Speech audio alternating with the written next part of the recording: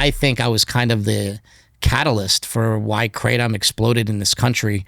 When I made the movie A Leaf of Faith, I was on Joe Rogan's podcast talking about kratom. Yeah, you were on Rogan's podcast, what, like 3 times? I think 4. 4 times. And I was a huge proponent of kratom. By the way, quick side note, I was telling your brother, I was laughing my ass off when he was talking about his kale salads. And you're like, what the fuck? Yeah. Have a T-bone, pussy. Yeah. That was so funny. He's like, what? I feel great with my kale shakes. Yeah, so... it's funny, the evolution. Yeah, and so Rogan was instrumental in actually keeping kratom legal. This is pretty insane, but... really? Yeah, so when I was making the movie, I had become friendly with Joe from the UFC, from being on his podcast. Mm-hmm. And then he invited us to go to like a UFC. And so I like went to this UFC and I saw him there and like chatted with him and whatever. And I told him like, hey man, they're gonna like ban kratom, like literally in a couple days. Can you mention this on your podcast? And he's like, oh yeah, sure. Why don't you come in? Like, come in on this date. I'm like, come in? You want me to be on your podcast again? He goes, yeah, he's like, we'll just do like an emergency podcast and we'll talk about the kratom problem. If I can help, that's great. And so I went in there and I talked about it and I basically told everything I know. I mean, this is a natural plant. Mm-hmm. And this is before they've made all these kratom extracts and all these really high potency kratom products. Mm-hmm. This was just like simple like leaf kratom, you know, a ground up leaf. And if anybody doesn't know what kratom is, it's basically a plant from Southeast Asia that's in the same family as the coffee family. And it is a mild opioid that will make you feel really good. But if you take a lot of it over a long period of time, it will become addictive, just like anything else. Habit forming. It's hard to get off of if you're taking a lot of it. But we've always saw that like, hey, if you keep it under like 10 grams a day, you'll never have a problem. Like it's not going to be, I mean, I shouldn't say never, but for the most part, if you keep it under a certain amount a day, you're not going to have a problem. And what the problem is, people start making, you know, all these concoctions where they're taking 50 milligrams of kratom, 100 milligrams of kratom, becomes very addictive, right? But back to what I was saying with Joe is that I went on the podcast and I said, listen, the DEA is going to schedule this as a drug unless we can get like 25,000, I think it was 10,000. If we can get 10,000 signatures, you know, not even signatures, like you had to like write like a short email to the DEA. Right. If you write a short email to the DEA saying they should keep kratom legal, you know, say something like, hey, kratom helped my brother's back problem. Kratom helped me, you know, get through school.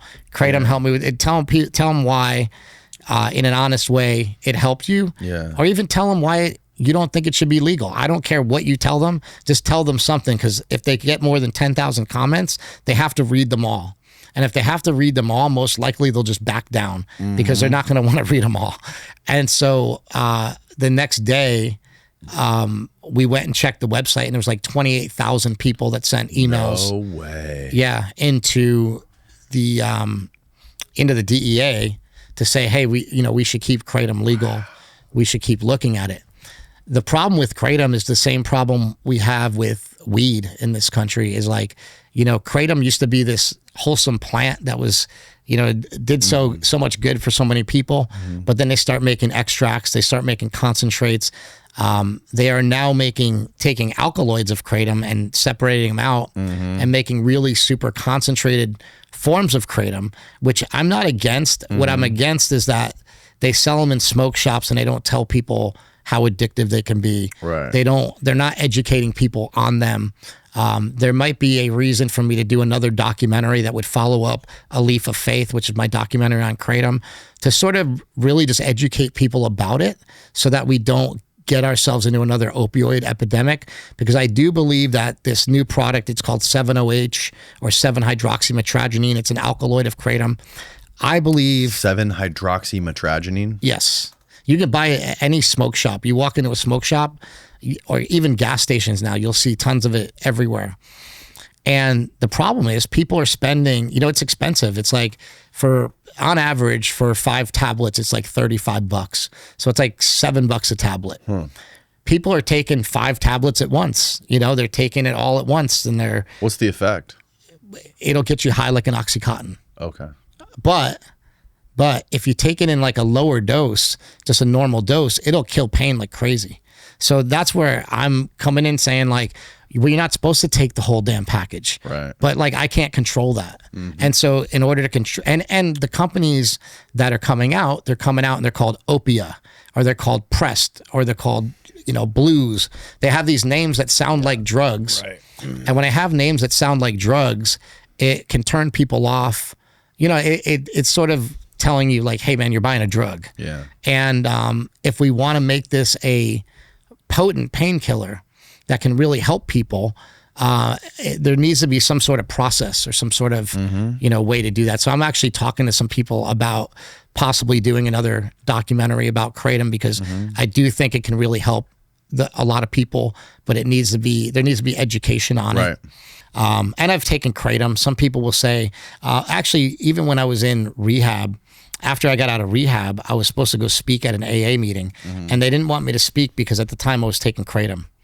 And I had been talking about it. I had talked about it on Joe Rogan, and they're like, oh, we don't, and I'm like, you don't think I'm sober? I'm like, I take kratom for pain. Yeah. And I think people have such a hard time deciphering the fact that like you're in physical pain, and they don't care though. They just go kratom bad, Right. And I think we need to stop putting substances in these good or bad categories. It's crazy because they kratom, just are, Kratom is no more dangerous than caffeine.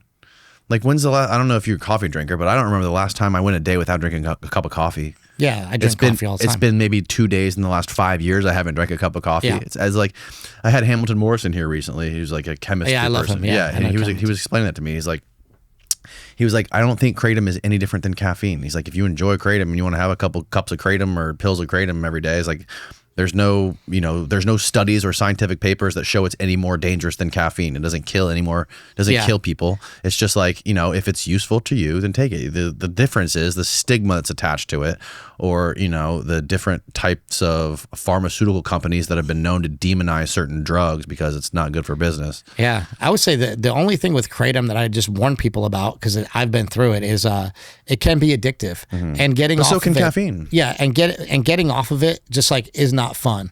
So I had to, when I was told you I was taking, at one point I got to taking these extracts, and I would take several extracts a day. And when I was coming off of them, I was just using capsules to come off. And so I would take one day I would take 5 capsules twice a day. Then I'd take 3 capsules twice a day. Then I would taper down, and my girlfriend helped me taper down off of it. And I told her like, hey, this is what's going on. I'm trying to get off of this. Because I just wanted to like reset my body and be off everything. And I must have went through a good 5 or 6 days that were really, really rough days. And so I just want to tell people like, you might go through some tough days. Get yourself some magnesium, get yourself a bunch of vitamin C. Oh, okay. And then the bigger problem with coming off of daily kratom use, I think if you're not using it daily, I don't think you're going to develop a problem. I drink these every day. I don't think you're going to develop a problem with those being such a low dose. And this is an extract. Yeah, I know White Rabbit. They're great. Yeah, they're fucking delicious too. Yeah, they taste really good. Mitragina speciosa extract. Yeah, I've actually talked to that company a couple times. I should probably do something. I with drink. them 'cause they're cool. I drink one of those every day, except for the weekends. Did Mark send you some of those new brews? Those are good too. The He Kava. did. He did, and he Kava. sent me the Mind Bullet gummies too. The gummies. New are good brews too. are a little bit weird at first. They're like, at first I was like, oh, I don't like this, and then after a while, I really like the taste of them, and I like what they do. They feel good. I notice. I know you can drink like more than one of these White Rabbits, and it's supposed to be like, it even says on here, it says drink one of them and it's like a lightning bolt of energy. Drink 2 of them, you're on the couch. Yeah. I never drink 2 in a day. I only drink 1 because it's like a mild stimulant, but it's also like calming, right? So it's not like I'm like super jittery like if I drink a Red Bull. But sometimes I notice myself, like if it's a Saturday and I haven't drank one in a day, I'll be like, man, I could go for a White Rabbit right now. Yeah. But then I'm like, just because I knew that popped into my head, I should go maybe 2 extra days without drinking one. Well, and that's what I'm saying is like, if you do that, you're going to be fine. The problem is when they'll take kratom capsules, they'll drink 2 of those, and then it's like piling up. And then it's like, I just want to be sure that we're not telling people to take something that can hurt them, because like if you're not taking kratom right now, don't get in. If you don't need it, don't get into it. But if you're in pain, or you need like, or even if you just want a little bit of bounce of energy, it is great. Take it once in a while, use it once in a while, but use it like responsibly. People tend to take that and say, well, he said I could use it every day, you know? Right. And we didn't, you know? Yeah. What did the Mayo Clinic say about kratom? To say something about them being dangerous? Are you aware of that? No. Oh. Like recently? Yeah, I don't know. I heard that the Mayo Clinic was saying the kratom was dangerous. There's all sorts of things saying it's dangerous. Like there's all sorts of people trying to ban it. You know, it happens all the time. But I think the reason that they are trying to ban it is because what is this, Steve? Yeah, unsafe and ineffective. Who's this from? Oh, this is a Mayo Clinic website. Yeah. Yeah, you just can't believe that. When Zoom you in. say, when it says it's ineffective.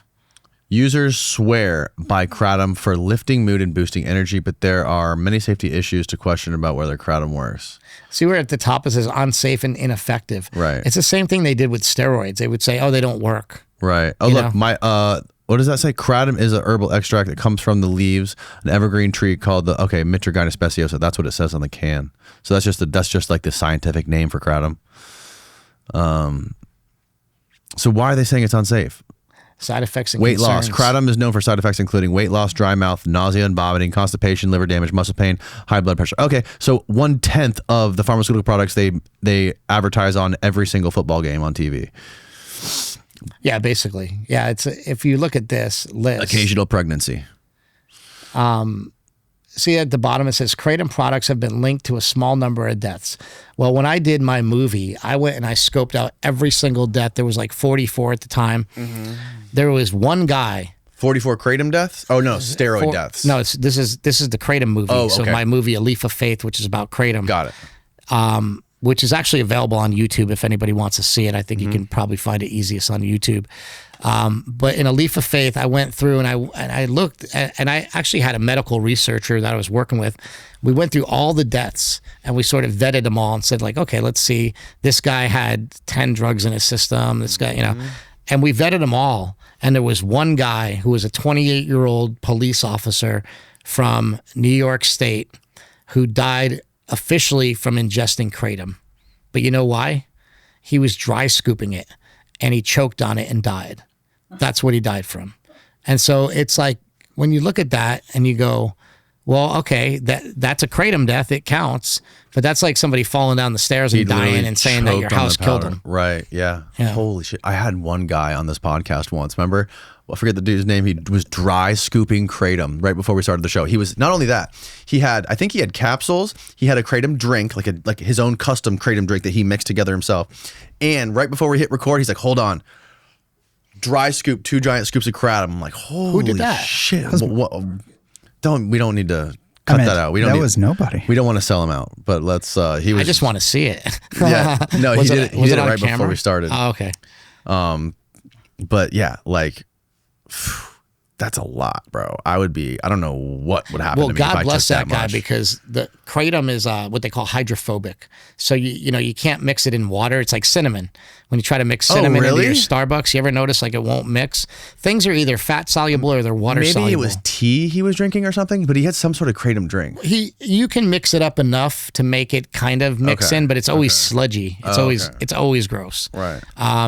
There are a couple companies, like I have a friend that has a company called Happy Hippo, and I know Happy Hippo is like, I don't know how well it works, but they've made some micronized kratom that you can dissolve. They also make kratom, what do you call it, like pouches. Yeah, they make kratom pouches that are pretty good, but I think if they were a little stronger, they'd be better. Yeah. But it's just another cool idea, you know. It's like Yeah. put a little kratom in a pouch, and you know.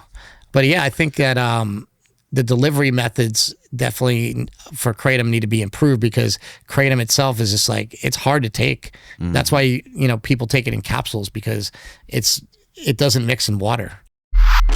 The same thing also, like on the flip side of kratom, is ibogaine.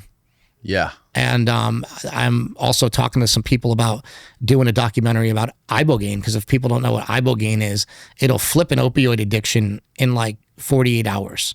It's one of the most insane drugs I've ever dealt with. It will reset all your neurotransmitters in your body.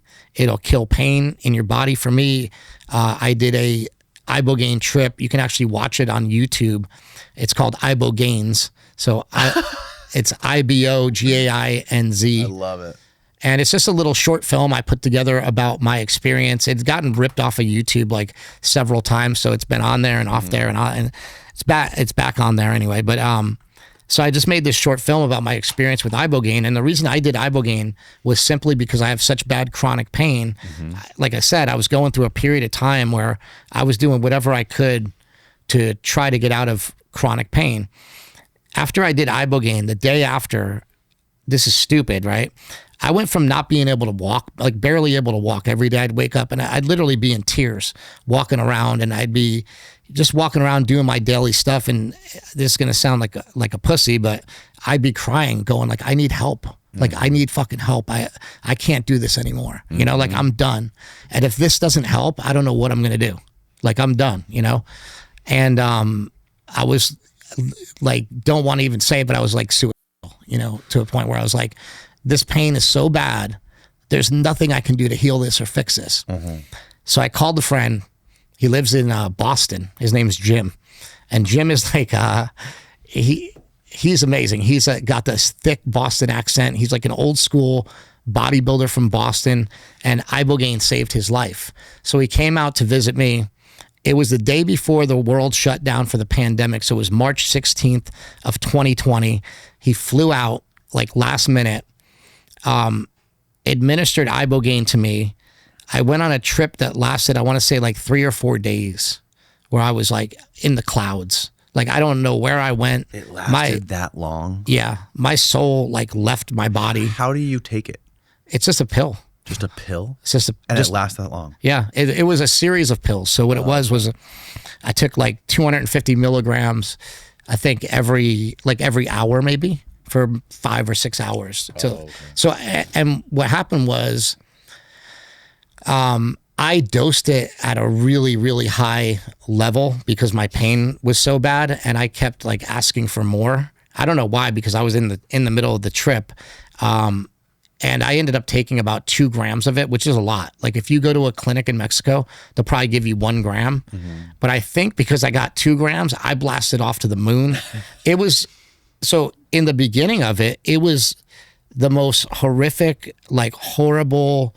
You see every tragedy in your life, every bad thing that's happened in your life, and you just keep turning the page, and then something worse comes up, and then something worse comes up, and it's like you're reliving all these past memories.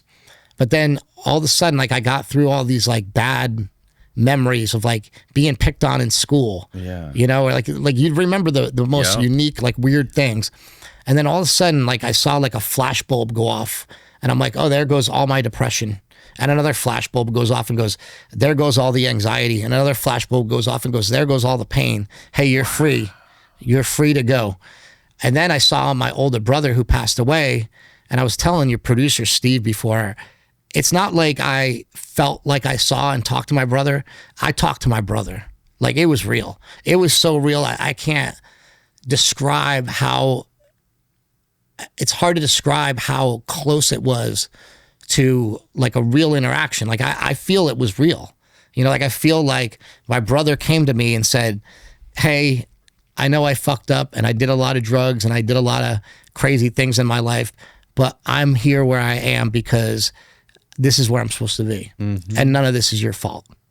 And like, that was so profound and crazy. It was like literally the most profound thing that ever happened to me. It was like, wait, what just happened? Like, all this stuff that I was holding on to for years just left my body, you know? And then the day after I did Ibogaine, I walked into the gym and I put I was always a power lifter. So I put 405 on the bar and go, let me just, like, I just started working out. I was like, okay, let me do 1 plate. Okay, 2 plates, 3 plates, 4 plates. I go up to 4 plates the day after I did Ibogaine, and I do, you know, a set of 10 with 405, going from like, I can't walk to like, let me lift 405 for 10 reps. To me, it was just like the most insane thing that I've ever happened to me. And I'm like, this drug needs to be explored. This needs to be looked at. This needs to be something that people can have access to, because I don't know what the fuck happened. You know, like I still don't know. That's so wild, bro. You know, Mark always says, be careful, because like for 6 months afterwards, I was telling everybody. I was like Ibogaine preacher, like everybody needs this, you know. And then you sort of mature and you learn, like, hey, just chill, because like, what is it going to be like in 6 months? And that's where my brother comes in. He's really wise with all that stuff, and he said, give it some time before you tell everybody. Right. And so I just started, like, you know, I calmed down a little bit, like telling people about it. And then, of course, the pain came back.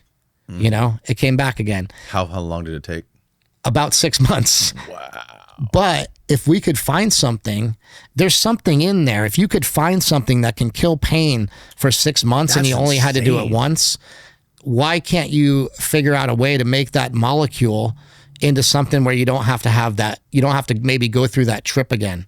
Like maybe there's something there, put it that way. And Big Pharma is not looking into it.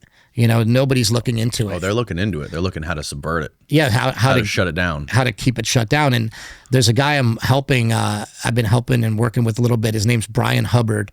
He's amazing. He's like, he was on Rogan before. Okay. I think he might be the longest speaker on Joe Rogan with Rogan not talking. Really? Oh yeah, he talked for like 25 minutes straight about Ibogaine and how amazing it is. Yeah, I remember that one. Yeah, that guy is gonna. So right now in Texas, where I live, Ibogaine is up to be legalized for clinical trials. So we might get some clinical trials soon. If we get clinical trials, it'll be available for people to use. But I think we need to expand it. Right now, it's like they're really focusing on veterans with PTSD, and they're focusing on addicts. More on veterans. Yeah, I think people. With addicts, unfortunately, I think people throw them away. Who cares about the addicts? Right. Like, let's help the veterans, you know? There's this dude, Dana Beal. I think that's his name, Dana Beal, who is this, he's this hardcore psychedelic guy from the psychedelic renaissance, old school guy, who is allegedly piloting, he's flying Ibogaine from Africa to the Ukraine to give Ibogaine to the Ukraine soldiers. Wow. To help them, like, to treat their not only like battle fatigue and the PTSD, to like help them process that and like get back out in the battlefield, which is wild. So he's giving them Ibogaine, and then I think the Russian soldiers are getting some form of like meth. Wow. Yeah, it's insane. But like that's super helpful. And I know the government is definitely spending a lot of money studying this shit. Especially there is this chemistry lab, I think it is, up in North Carolina, that DARPA gave a $20 million grant to figure out how to take the trip out of psychedelics, certain psychedelics. So they could basically give soldiers the psychedelics and have the benefit of the psychedelic for PTSD recovery, things like this, but without having the like hallucination. Yeah, they actually did it, and it's really interesting. So I talked to this guy. I want to say his name's Dr. Olson, David. I think his name's Dr. David Olson. He's in David Nichols. I think it's Olson. Okay, and he's in So there's Nolan Williams. He's at Stanford. He's doing a lot of the Ibogaine studies. But this other guy at UC Davis, because I used to live in Davis. That's kind of where Mark lives, in that area.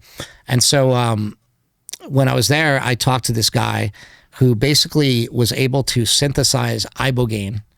It's called like tabernatholog. And tabernatholog is available on, like the research chemical sites where you can buy all the peptides. Yeah. You can get this stuff called tabernatholog. And it's like... Tabernatholog. It's like $700 a gram. But it's Ibogaine without the high. They've basically said that they can take what happens with an Ibogaine trip and put it into a pill. But you can buy it as a research chemical. It's just that like... Not for human consumption. Yeah. Well, here's the thing. Like, my girlfriend doesn't like me doing any of this stuff and experimenting and messing around. So I try to stay, true to that. I would love to order it and try it, but if I order it and try it, I'm going to get in trouble. So I need somebody else to try it for me to see like, hey man, what happens, you know, because I understand like not, you know, hey, don't try this, don't try that. Cause in the past, to be honest, I had been very reckless with, you know, different substances. And I think that, being reckless though has brought me back around to like now being a lot more responsible with stuff. Sure. I helped like Sean Baker sort of spearhead the carnivore movement in the beginning. You know, like what happened was like, so I saw Sean Baker on Joe Rogan's podcast. And I had also done these diets where you just eat meat like back in 1992. I did it like when I was at USC film school. I was also powerlifting and competing in powerlifting. And I met some other powerlifters that told me I was too fat and I needed to lose weight. And I said, well, I don't know how. And the guy just said, eat red meat, drink water. Okay. For how long? He's like, till you're not fat. So I did it. And I went from maybe 242 down to like 198, and I would lift at 198. So I'd lost like 40 something pounds doing this. So I knew that it was effective, but I didn't really know it had any health benefits until I saw Dr. Sean Baker on Joe Rogan's podcast. I said, like, this guy's really on to something. I used to do that a long time ago, but I stopped doing it, blah, blah, blah. So I did the carnivore diet for the past like 7 years, and I've gone off of it here and there. I'd go like off and on and try different things, but I think a carnivore diet is a great base. But what I learned shortly after being on the carnivore diet I think I was on the carnivore diet for 2 or 3 months, and then Mark and I went on Joe Rogan's podcast and we talked about eating a diet of meat and fruit.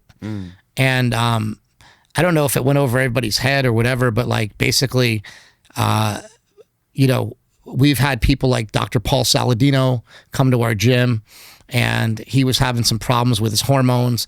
And so Mark and I told him to eat fruit, like, hey, try to eat fruit. He was totally against it, but now he's all for it because he's went and researched it.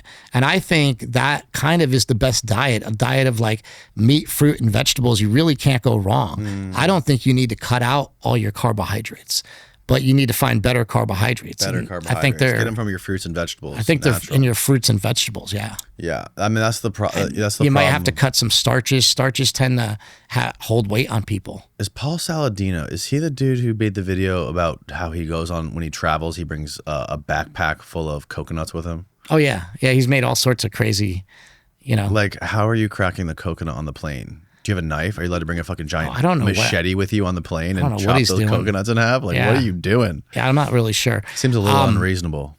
Paul's a good dude. He's a guy that was, you know, sort of at the head of the carnivore movement. He even wrote a book called The Carnivore Code, and then completely changed his mind and added a bunch of fruit to the diet. But see, I understand that. I think that's the way people should evolve. Yeah. But I also really credit Dr. Sean Baker for sticking to his guns. Yeah. So like the carnivore diet it's fucking awesome. It works. It's effective. You can tell the difference. The way you feel, your energy, it's just hard. Mental clarity. Yeah, that's the thing. It requires so much fucking discipline. Yeah. It's crazy. You gotta, if you have a family, and like I live with my girlfriend, and like, she doesn't want to eat meat and she doesn't have to. She's in great shape. Yep. Like, what am I going to tell her to eat meat? Like, hey, it takes a lot, man. She doesn't need to get in better shape. So it's like, what am I going to tell her? So it's like, I don't know. I think if it works for you and you're single and you can just do it, I think it's great. But I also don't think you need to do it.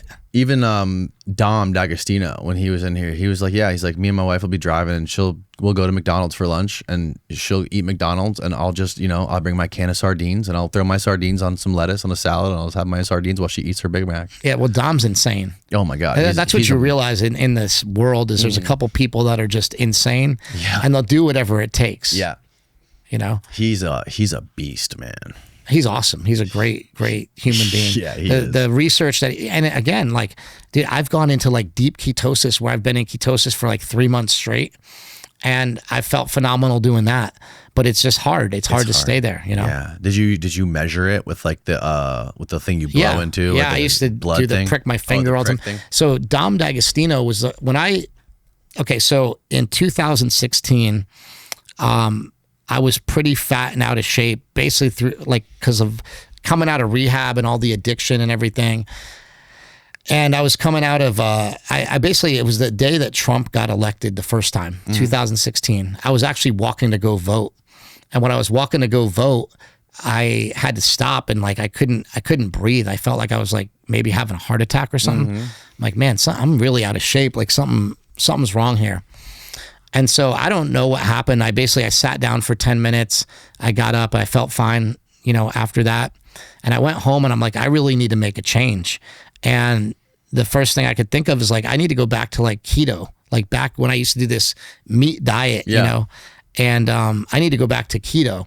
So I went back and I started reading some keto information. I found Dom D'Agostino's information and I called him because like, I make films. So it's like kind of easy to pick up the phone, call somebody. And he's like, of course I've seen your movie. I love it. Like, let's talk, whatever. So me and Dom started talking.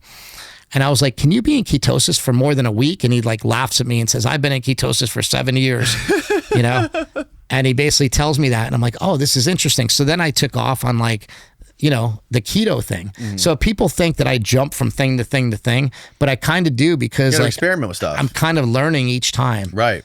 So like I don't know, people in the comments will be, this guy jumps to this, to this, to this. It's like, well, you're trying to like learn how to utilize things. And I think, to be honest, even going back to like the sugar diet, what the sugar diet has taught me is like, hey, you don't need so much fat. Like I've been eating literally 0 fat every day, 0. And wow.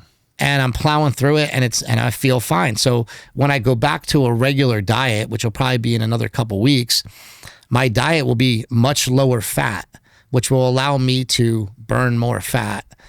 Like basically use more body fat instead of burning the fat that I eat.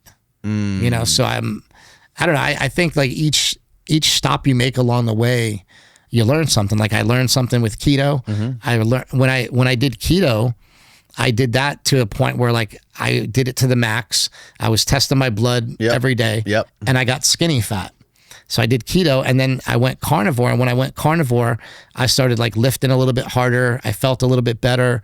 And then I started getting like really muscular and jacked, and like the best shape I was ever in my life was probably 2018 to 2020 doing, just eating red meat. Right.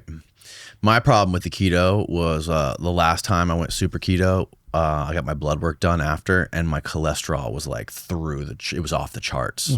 It was like it was like 250 or something crazy. And my primary care doctor was like, you need to stop what you're doing. You need to go on statins. You need to freaking get your the x-ray on your coronary arteries, make sure you don't have any plaque and all this stuff. And I'm like, I called Dom, I texted Dom, I sent Dom my blood work. I'm like, dude, am I gonna die? He's like, no, my cholesterol is the same. And that's the thing is like, I have read, because I always just try to find the truth. I try to drill down into the truth. Yeah. And I have tried everything to find, like, what is it with cholesterol? Do we need to worry about it or do we not need to worry about it? And I still can't figure out whether or not we need to worry about it. I look at guys like Lane Norton's a good friend of mine. He lives right here in Tampa. And do you know him? I know who he is. Yeah, Lane. A lot of people hate Lane Norton because he's kind of a dick to people, but I like that, because he's so blunt and he's so honest. Yeah. And but Mark and I have known Lane for years, and he's been a great source of information to me. He'll tell you, hey man, your cholesterol matters. There's a linear line between like people dying and their cholesterol being high. Yeah. And then you'll talk to other people that say, don't worry about it. It doesn't matter. You're a carnivore. You're what they call a lean mass hyper responder. That's what I am. That's you'll hear like Nick Norwood's talk about, right? But I also never heard Nick Norwood say, don't worry at all about your cholesterol. Right. You know what I mean? So I'm like, there's somewhere in between. It's like always, you said, the truth's always in the middle. Yeah. It's in the middle somewhere. You should kind of worry about it. The problem is that, especially the problem with the internet, is that you'll just find people that like to cling on to certain ideas and they treat it as like it's their religion. And it's easy to say, go over here, eat just fruit and fruit juice and do that, or go eat just meat, do that. The nuance is hard and the nuance doesn't sell. The fact of the matter is the sugar diet's not the best, the carnivore diet's not the best, the keto diet's not the best. To utilize each one of these things as tools in your toolbox, and when you can understand each diet and how to utilize it, I think that's what's really important. And if you, I mean, look, you could do sugar fasting one day, which they call it sugar fasting. If you could do that one day just to get your calories down for the week, where instead of like, look at it this way. You're doing a fast, but instead of a fast, you're drinking 3 smoothies a day. I can do that. That's easy. But what's fasting? Fasting sucks. But sugar fasting doesn't suck. So let's do something that doesn't suck and can get, pretty much the same result. Yeah, exactly. Yeah, and it's good to experiment with shit too. Like even just like straight up water fasts. Yeah. Have you ever done like a long-term fast with no food? I've done those, and then in talking to Mark, he's like, I don't think I'll ever do those again. It doesn't seem to make sense. He's like, I think you get the same, you might not get the same health benefits.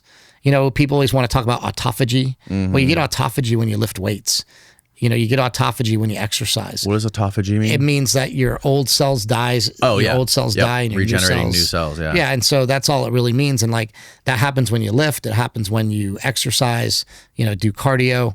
So why worry so much about this autophagy that's comes about through not eating, because like not eating sucks. So, but I do believe also in, if you want to lose weight, you got to be hungry a little bit. You can't have a full belly all the time and still lose weight or get ripped. Right. It's not going to happen. Yeah. You got to you can't live to eat. You got to eat to live. I did a 7-day fast once, and I think it was, I forget what I was drinking this like water concoction that was like it was like lemonade mixed with syrup in there, maple syrup and cayenne pepper. Yeah. I guess it's like the Beyonce I don't know what it was. It wasn't labeled the Beyonce thing, but I guess Beyonce has like a diet where she does that same thing. I forget what that's called, but it's some sort of fast. Yeah, I learned about it from Kelly Slater on Rogan's podcast. Kelly Slater was telling him all about how he did this, and it like got rid of this stuff called mucoid plaque that builds up in your intestines. And he's like, after 7 days, you'll start shitting out this like black stuff. Well, I guess after... And you're like, I really want to do that. Yeah, I was like, because the way he was explaining it was that like over your lifespan, when you eat, you're constantly eating shit all the time or whatever it is, whatever you're eating, your intestines build up this layer or this liner of like plaque, to where now you can't absorb all the nutrients from all of your food as much anymore. Yeah. So he's like, when you do this 7-day fast with this lemonade syrup stuff, eventually that plaque will like strip its way out of your intestines, like resetting your digestive system. And that's the reason I did it. That's the reason I tried it. And on day 5, I remember I started the fast on Monday.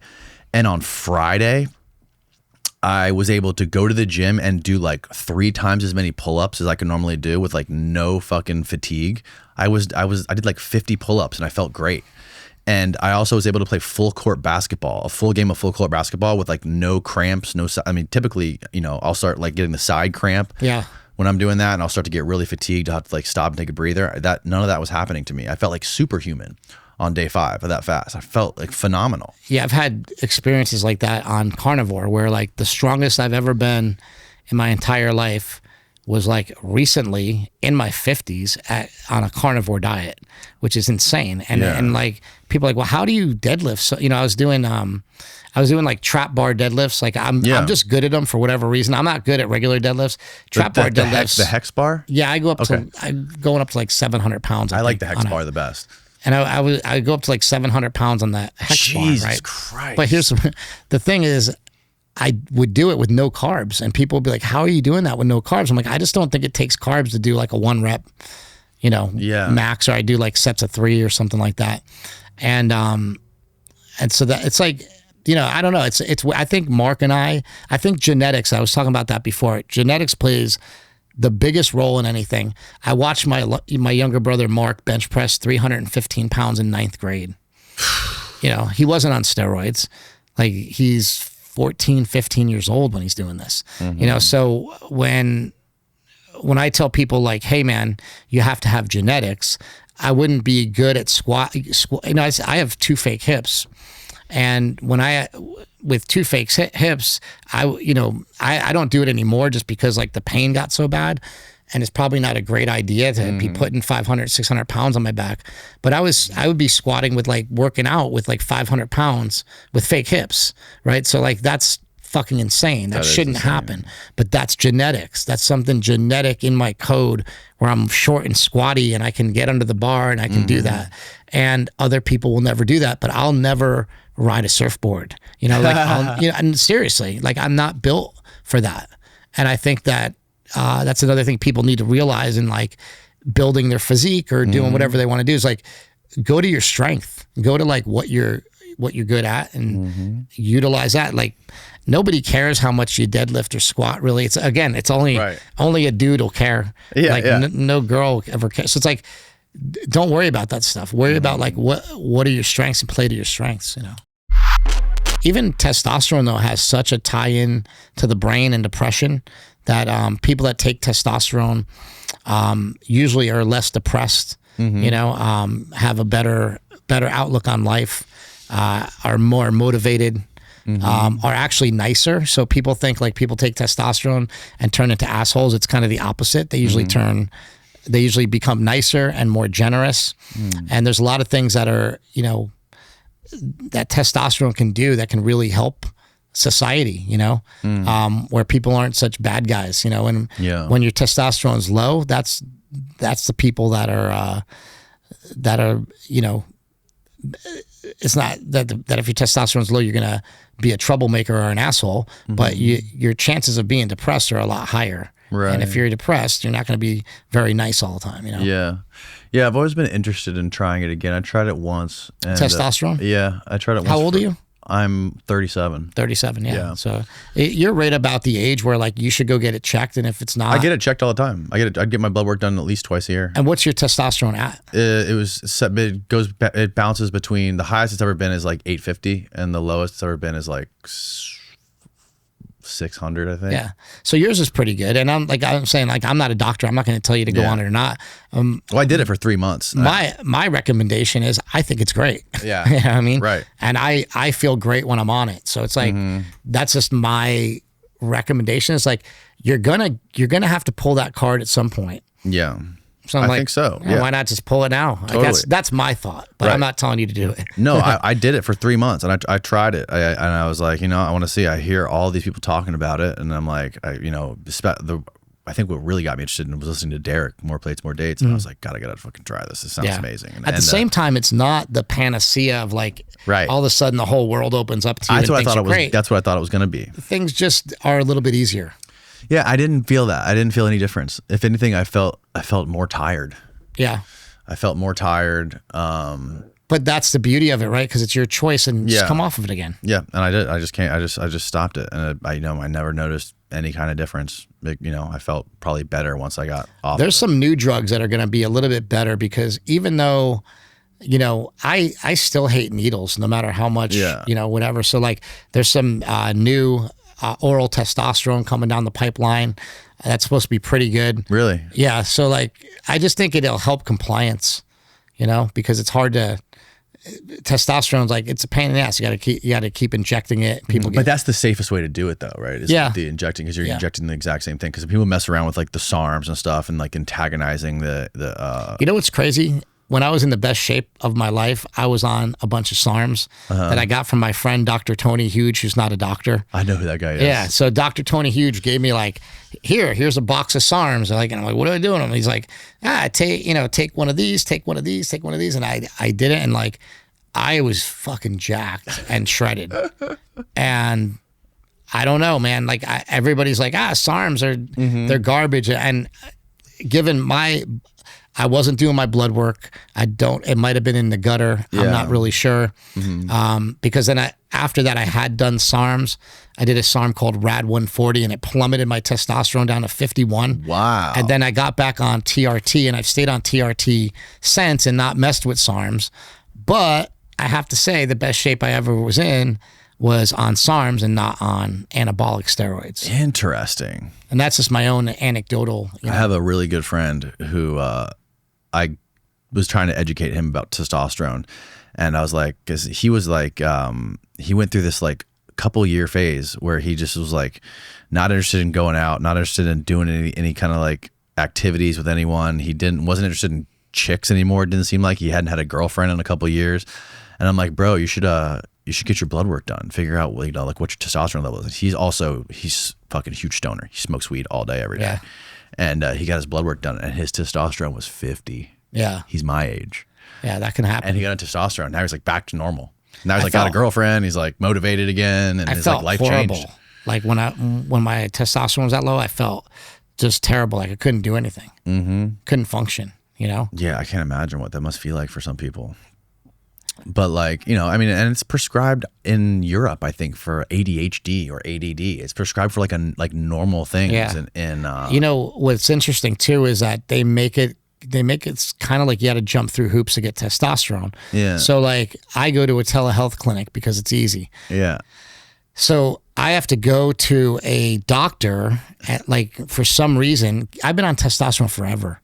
Because I just moved to Texas, I have to go to a doctor and get a physical and send that physical to my telehealth person so that they can prescribe me testosterone, which I've been on forever. Right. It's like, why are you making it hard? You know, I think that's one of the problems with the healthcare industry is they make it hard to do anything. Yeah. Everything's impossible, you know, and it's like, if I want to get on a GLP-1 drug to drop a ton of weight, I don't have to get any blood work done. But for testosterone, I need blood work. It's like, I don't know why you want to be safe, but it's like they make it so difficult to do it the proper way, which sucks. They make it difficult because there is too much of a barrier to entry to most people because they just give up and they go, well, I don't. You know. Yeah. And one of like the biggest fears with it is like, you know, is there any truth to some of these facts that like it can increase your arterial plaque, or it can increase heart disease, or it can shorten your lifespan? There's really no evidence that at the levels of TRT, that it'll do anything negative. Well, look at how old is Arnold? And he was doing like 80. How much testosterone was he fucking doing in his teens and his early 20s? He was probably doing an insane amount. He's probably doing grams a week. The drugs were different back then. They would take D-ball. Yeah. They would take a little bit. Again, though, go back to genetics. Arnold would still look awesome if he never took anything. Yeah. Like he'd still look, he is a genetic freak. Do you think he still takes it though now? I'm sure he's taking testosterone now still, yeah. Even at this age? Yeah. In his 80s, you think he still takes it? Just probably a lower amount. I think he takes it. I know Stallone takes it. Really? Yeah. I mean, I don't know for a fact, but I mean, that's, you know, the fact that those guys have made it to their 80s. And I don't know for a fact that Stallone takes it, but I know he has been on it. And so they're like, again, what reason is there to go off if you're, you know, at that age? You know, I know Vince McMahon, he's got to be still on it. Oh yeah. You know? Yeah, for sure.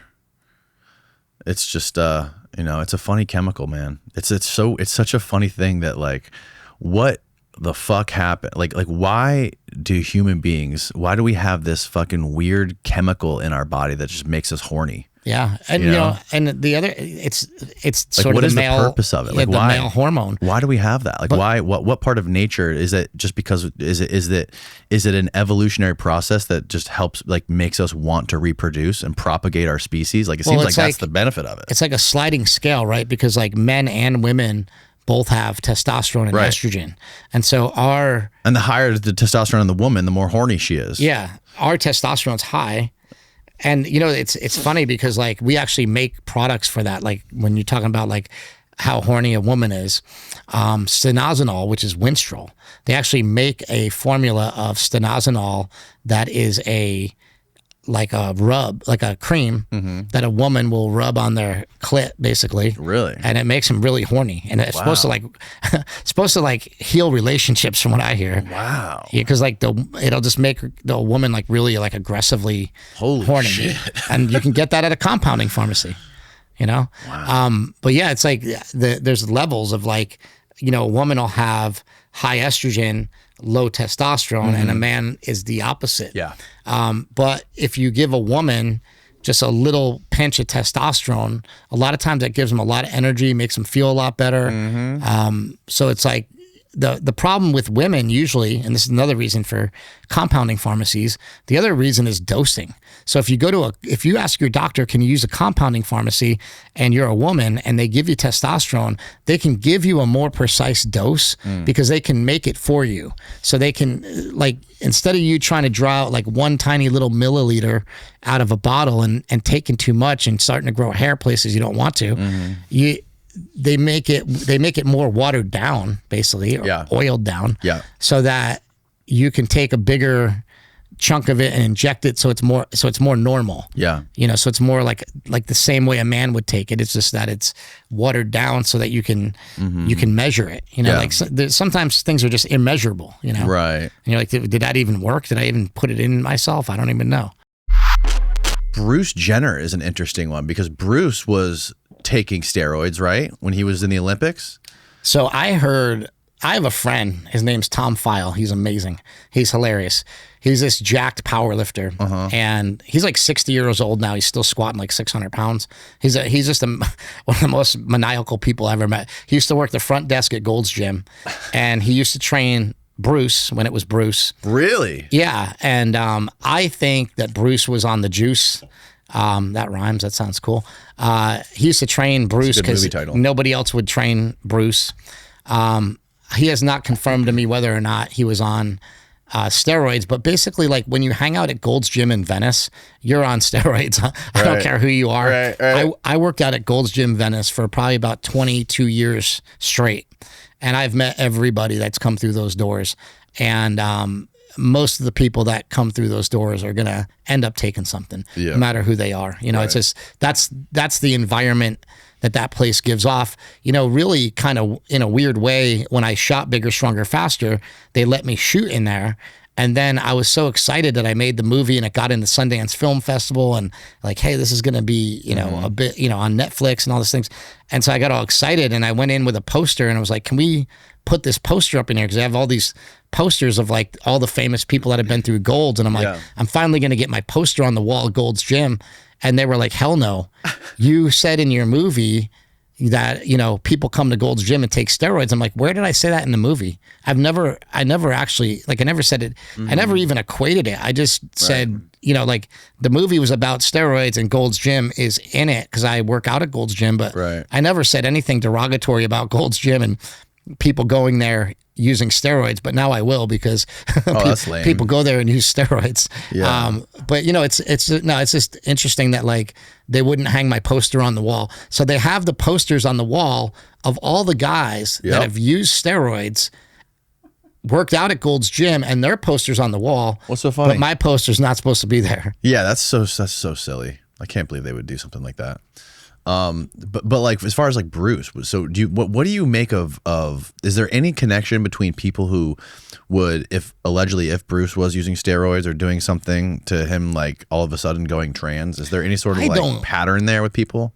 I don't think so. I don't know. I know I've heard people say like, oh, he shot up so much steroids that it turned to estrogen and it turned him into a woman. I just think he would have to be doing a ton though. Yeah, I mean, I don't think he would be taking that much testosterone, especially for like what, you know, what he was doing. But if you look at his comeback story, there's a great documentary about Bruce Jenner on Netflix. And it's amazing to see like what he did, like where he came from. He was like, and so I don't think somebody can come from like, I think he was 10th, you know, maybe 10th place the year before. And then he just shot up to like first place. So I don't think you do that naturally. You know, I don't know. I mean, maybe you do, maybe you don't. You know, I know that like certain people, like when I grew up, I was a huge Yankees fan. And Reggie Jackson, we would go see Reggie Jackson play. And he'd always be cranking home runs and he owned a Gold's Gym. And I'm always like, where there's smoke, there's fire. Like, we don't know that he used steroids, but you got to think like, well, Reggie Jackson owned a Gold's Gym. You know, Ric Flair owned a bunch of Gold's Gyms. And like, did he really? Yeah. Who are these guys that, you know, they're I just think that like where there's smoke, there's fire. There's no reason to think that they wouldn't do it. You look at a lot of people like, for example, I've done an interview with Lance Armstrong. He was awesome to talk to. But Lance Armstrong's not a very big guy. Right. You know, like he doesn't look like, and I've done an interview with Floyd Landis, who was, you know, the subsequent winner of the Tour de France after Armstrong. And he doesn't look, you know, he's 145 pounds. So it's like not always like the person that looks like they take steroids. Right. It's not, the goal is not always just to get super jacked, right? Like NBA players. Right, like I'm sure LeBron James is on a whole bunch of shit. Well, he has to. I mean, but he's not super jacked. I mean, he's muscular. Yeah, he's muscular. He's muscular, but more than anything, he needs to be able to fucking play full court basketball for 2.5 hours. I would say that anybody at that level, if they're not on it, they're kind of stupid, because the NBA actually has like a therapeutic use exemption where you can use testosterone up to a certain amount. I think your levels can't. Do they really? Yeah, I think it's like a low key thing. I know they don't really. I thought EPO was the big thing with basketball players. I don't know if they're using EPO, but why wouldn't they? Right. You know, if they're not testing for it, you know, who cares? I mean, I don't think anyone's looking at the NBA's drug testing close enough to monitor. I could be wrong, but I know people that have played in the NFL. You know, I know people that went to Balco when Balco was in session, and they never got tested. You know, so they've told me, you know, oh yeah, like I used to go to Balco, and I'm like, well, how many times you get tested there in a year? They're like, none. You know, like never got tested. And so I've just heard so many stories. I also went to USC. And when I went to USC, we had a great football team. And a lot of these guys that are like offensive linemen, defensive linemen, they're just huge guys. And I would talk to them about steroids and they'd have no clue. I'd talk to the second stringers, third stringers, they'd know everything about steroids. So I think it's like there's these, in the NFL, NBA, wherever, you're going to have like all these freaks, right, that aren't taking anything, which is surprising and shocking. And then you're going to have some people that take stuff that it makes them better. It makes them good enough to be on that starting team, you know? And so, I don't know, it's just so hard to tell, because I used to be one of those people where I used to think everybody was on something, but I've met so many people that when I talk to them, I get a sense that they don't know enough about it. Like, I mean, if they're taking it maybe through some sort of coach, because they just don't know anything about it, and maybe they're playing stupid. Right. But I don't think a lot of people don't care. I know how people do it all the time and don't know shit about it. Like, I don't know if they fucking send it to me and I jam it in my ass. Yeah. I mean, it could be, you know. Yeah. But I also just think there is a good amount of natural people out there, but it's dwindling. You know, I think it's getting smaller and smaller as we move through time. But it's like, you know, my brother had a gym in Sacramento, and we'd have all sorts of people come through there and train with us. And I couldn't tell you how many guys would say they're natural. And it's like, what are you going to do? Confront them to their face and be like, no, you're not. Show me your blood work, you know? Yeah. And it's just, it's not even, at a point, it's like not even worth it. Right. To worry about. It's like I always tell people, just worry about yourself. Yeah. You know? Totally. And there's, you know, for things like the NFL, I don't know what the optimal steroids or human growth hormone, what the optimal like stack would be for an NFL player or an NBA player. But I would imagine, at least for NFL players, dudes who are getting the shit beat out of them every single week, that they would at least need testosterone and like some sort of growth hormone just to be able to heal their body every week, right? Maybe some peptides. To turn around in 7 days is a lot to ask when you're really crushing your body like that. Well, all these people going crazy about seed oils. I'll tell you right now, seed oils are not the problem with America. Right. Like, they're not even a problem. Right. Like to make it a problem is stupid. And so all these people like seed oils. It's like, that's not what's killing America. Right. Food dyes. Like, okay, let's get rid of all the seed oils. People are still gonna be fat. I just saw this fucking thing on Instagram the other day, how like RFK met with the CEO of Starbucks to like get rid of dyes in the drinks and get rid of like the high fructose stuff. And it's like, come on, man, is Starbucks really the fucking bane of all the health problems in the United States? Yeah, I don't think so. There are ways to make things healthier, and there are ways to make things better. And like that, again, it goes to like education, you know, educating people on certain things, like educating people that red meat isn't so bad for you, and educating people on, you know, different diets and different ways of eating. You know, it's just, I think that we need more education in those areas rather than, you know, just trying to ban things. Like, banning things doesn't make anything better usually. Right. And then like then there's like, what's the right way to educate somebody on this stuff, you know? Like there was a Stanford surgeon. I forget what kind of surgeon. I think he was maybe a heart surgeon. And this guy's like really good friends with Andrew Huberman. And I think this was on the podcast with Andrew Huberman. Or no, I'm sorry. This was on a podcast with Jack, RFK Jr., and Rick Rubin, where he was saying this dude said that this high-level heart surgeon from Stanford, I believe, I might be getting that wrong. He might not be from Stanford. But anyways, he said that out of all of the medical literature and medical textbooks that are available today in all the universities, he said that more than 50% of it is wrong or outdated. I've heard that from new research that's come out and proved that it's not correct. Which is crazy. John Ioannidis, who is from Stanford, he's a professor from Stanford, and he basically says, if it was up to me, I would take all of the nutritional research that has been done in this country and I would throw it in the garbage. Yeah. Because he's like, that's how much value it has, you know. I think that might be a little bit overboard. I think we do know certain things. But like at the same time, like even if you look at what my brother Mark is doing, he's telling people like, hey man, maybe it's okay to eat sugar. Oh, in the sugar diet. In the form of fruit. Did you guys discuss that? We didn't. Yeah. I don't think we talked about that when he was in here, but I just saw that, I saw my friend Nick Norwitz. Yeah, I know Nick. Harvard. Nick's great, yeah. Yeah, he's awesome. He made a video about it, and he was like, it's not as bad as people think it is. He's like, well, I recently just went through some, you know, just some health issues with pain again. And because I was going through all this pain, I wasn't lifting. I wasn't really eating great. I wasn't eating bad. I was still doing like a carnivore diet, but I would just eat way too many calories.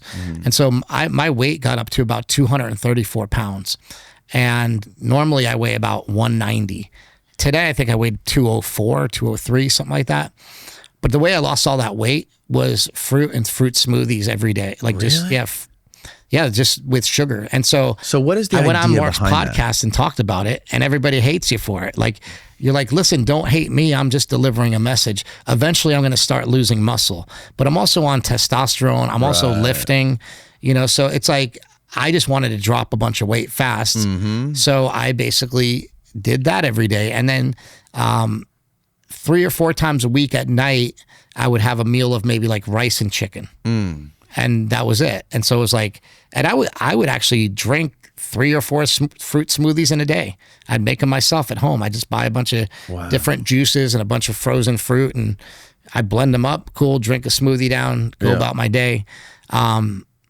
I don't know enough about it like Mark does. Mark's like the sort of expert on it. The idea behind the sugar diet is you're supposed to be dropping weight when you're doing it, right? So you're basically like fasting, but you're getting glucose in. So you're not really fasting. And I don't know. I don't even really could tell you like exactly like how and why it works. But what you're doing is like, your body can't store it's really hard for your body to store carbohydrates as fat. So and Mark and I have been guilty of this. We even launched a war on carbs a long time ago. We would always tell people, don't eat carbs. You know, you don't need carbs. And I still don't think that you need them, but this way works also, is what I'm saying. Yeah. You know, so the way, basically, I think the way that it works is you're still just lowering your calories. Like if you're just eating fruit and fruit smoothies, it's like doesn't have that much calories in it. Right. I'm not dumping sugar in there or anything else. Yeah, I mean, I just started last week. I just decided that I'm gonna go back to like hardcore low carb diet, like almost keto. And it is just, thing about it is it's so hard. It's so difficult, especially when you have 3 fucking kids. And your wife doesn't give a shit about any diet you're doing. She just like, there's stuff everywhere. There's pasta here. There's chips over here. There's like peanut butter and jellies laying around my house. And it's like, you know, I helped Sean Baker sort of spearhead the carnivore movement in the beginning. You know, like what happened was like, so I saw Sean Baker on Joe Rogan's podcast. And I had also done these diets where you just eat meat, like back in 1992. I did it like when I was at USC Film School. I was also powerlifting and competing in powerlifting. And I met some other powerlifters that told me I was too fat and I needed to lose weight. And I said, well, I don't know how. And the guy just said, eat red meat, drink water. Okay. For how long? He's like, till you're not fat. So I did it. And I went from maybe 242 down to like 198, and I would lift at 198. So I'd lost like 40 something pounds doing this. So I knew that it was effective, but I didn't really know it had any health benefits until I saw Dr. Sean Baker on Joe Rogan's podcast. I said, like, this guy's really on to something. I used to do that a long time ago, but I stopped doing it, blah, blah, blah. So I did the carnivore diet for the past like 7 years. And I've gone off of it here and there. I'd go like off and on and try different things. But I think a carnivore diet is a great base. But what I learned shortly after being on the carnivore diet I think I was on the carnivore diet for 2 or 3 months. And then Mark and I went on Joe Rogan's podcast and we talked about eating a diet of meat and fruit. And I don't know if it went over everybody's head or whatever, but like basically, you know, we've had people like Dr. Paul Saladino come to our gym and he was having some problems with his hormones. And so Mark and I told him to eat fruit, like, hey, try to eat fruit. He was totally against it.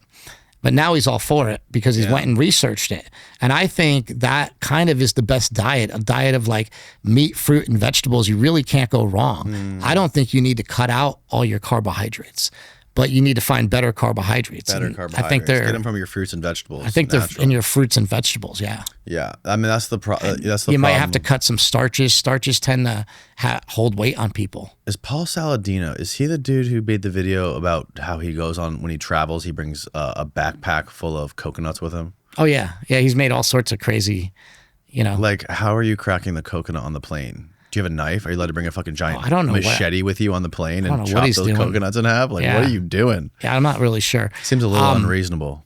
Paul's a good dude. He's a guy that was, you know, sort of at the head of the carnivore movement. He even wrote a book called The Carnivore Code, and then completely changed his mind and added a bunch of fruit to the diet. But see, I understand that. I think that's the way people should evolve. Yeah. But I also really credit Dr. Sean Baker for sticking to his guns. Yeah. So like the carnivore diet it's fucking awesome. It works. It's effective. You can tell the difference. The way you feel, your energy, it's just hard. Mental clarity. Yeah, that's the thing. It requires so much fucking discipline. Yeah. It's crazy. You gotta, if you have a family, and like I live with my girlfriend and like, she doesn't want to eat meat and she doesn't have to. She's in great shape. Yep. Like, what am I going to tell her to eat meat? Like, hey. It takes a lot, man. She doesn't need to get in better shape. So it's like, what am I going to tell her? So it's like, I don't know. I think if it works for you and you're single and you can just do it, I think it's great. But I also don't think you need to do it.